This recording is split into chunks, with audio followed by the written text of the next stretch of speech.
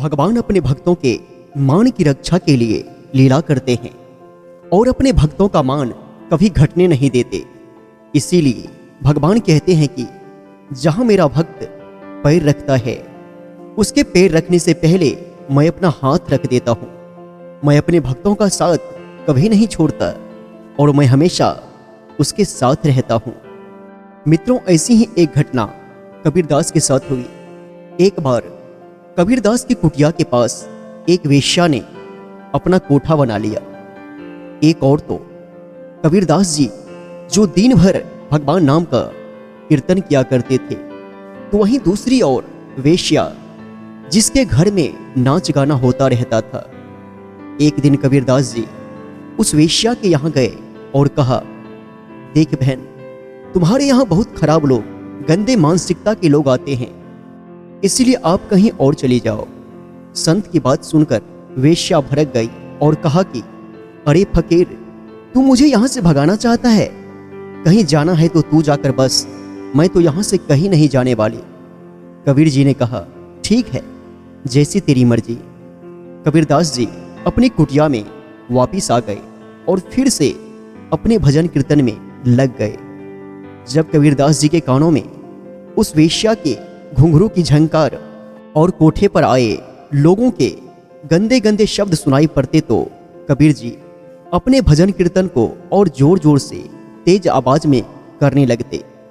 तो बंधुओं, उस भजन का ऐसा प्रभाव हुआ कि जो लोग वेश्या के कोठे पर आते जाते थे, वो अब कबीर जी के पास बैठकर सत्संग सुनते और कीर्तन करते। वेश्या ने देखा कि ये कबीर तो जादूगर है, इसने तो मेरा सारा धंधा ही चौपट कर दिया। अब तो सभी लोग उस फकीर के साथ ही भजन की महफिल जमाए बैठते हैं। वेश्या ने क्रोधित होकर अपने दोस्त यारों से कहा कि तुम जाकर उस फकीर की कुटिया में आग लगा दो, ताकि वो यहाँ से भाग जाए और हमारा धंधा चलता रहे। वेश्या के आदेश पर उनके दोस्त यारों ने संत कबीर की कुटिया में आग लगा दी। कुटिया को जलती देख संत कबीरदास बोले, वाह मेरे मालिक, अब तो तू भी चाहता है कि मैं यहाँ से चला जाऊं। प्रभु, जब आपका ही आदेश है तो जाना ही पड़ेगा। संत कबीरदास वह जगह छोड़कर जाने ही वाले थे कि भगवान से उनका अपमान देखा नहीं गया। उसी समय भगवान ने एक ऐसी तूफानी हवा चलाई कि कबीरदास की कुटिया की आग तो बुझ गई और उस वेश्या के कोठे में आग पकड़ ली। वेश्या के देखते ही देखते उसका कोठा जलने लगा। वो चीखती चिल्लाती कबीरदास जी के पास आई और कहने लगी, अरे कबीर, तू तो जादूगर है, देख मेरा सुंदर कोठा जल रहा है, मेरे सुंदर पर्दे जल रहे हैं, वे लहराते हुए झूमर टूट रहे हैं। अरे जादूगर, तू कुछ करता क्यों नहीं? मित्रों, कबीर जी को जब अपनी झोपड़ी की फिक्र नहीं थी तो किसी के कोठे से उनको क्या लेना देना। कबीर जी खड़े खड़े हंसने लगे। कबीर की हंसी देखकर वेश्या को और ज्यादा गुस्सा आया और आसपास के लोगों को कहने लगी, देखो, इस जादूगर ने मेरे कोठे में आग लगा दी। अरे जादूगर कबीर, जिस कोठे में तूने आग लगाई वो कोठा मैंने अपना तन मन और अपनी इज्जत को बेचकर जीवन भर की कमाई से बनाया था, और तूने उस मेरी कमाई को, सारी पूंजी को नष्ट कर दिया।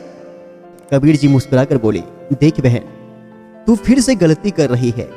और कबीर जी कहते हैं, ना तूने आग लगाई ना मैंने आग लगाई, ये तो यारों ने अपनी अपनी यारी निभाई। कहने का तात्पर्य, तेरे यार ने तेरी यारी निभाई तो मेरा भी यार तो बैठा है, मेरे भी तो चाहने वाले हैं। जब तेरी यार तेरी वफादारी कर सकते हैं तो क्या मेरा यार तेरे यार से कमजोर है क्या? बहुत अच्छी पंक्ति है। कुटिल वेश्या की कुटिलाई, संत कबीर की कुटिया जलाई, श्याम पिया के मन ना भाई, तूफानी गति दे हवा की, वेश्या के घर आग लगाई, श्याम पिया ने प्रीत निभाई। वेश्या समझ गई, मेरे यार खाक बराबर, कबीर के यार तो सिरताज के बराबर। उस वेश्या को बड़ी आत्मग्लानि हुई कि उसने अपनी मंद बुद्धि के चलते एक हरिदास का, एक हरिभक्त का अपमान कर बैठी, और उस वेश्या ने कबीरदास से क्षमा मांगते हुए सारे गलत काम छोड़ दिए और भगवान के भजन में लग गई। इसीलिए मित्रों, भगवान अपने भक्तों की मान की रक्षा के लिए लीला करते हैं और अपने भक्त का मान कभी घटने नहीं देते। इसीलिए भगवान कहते हैं, जहां मेरा भक्त पैर रखता है उसके पैर रखने से पहले मैं वहां हाथ रख देता हूं। मैं अपने भक्तों का साथ कभी नहीं छोड़ता और हमेशा उसके साथ रहता हूं। तो मित्रों, आज की इस कहानी के बारे में क्या है आपकी राय, कमेंट सेक्शन में लिखें। और यदि आप इस चैनल पर पहली बार आए हैं तो इस चैनल को सपोर्ट करें, इस चैनल को सब्सक्राइब कर, इस वीडियो को लाइक कर, बेल आइकन को दबा लें। नमस्कार, प्रणाम, जय श्री कृष्णा, जय श्री राम।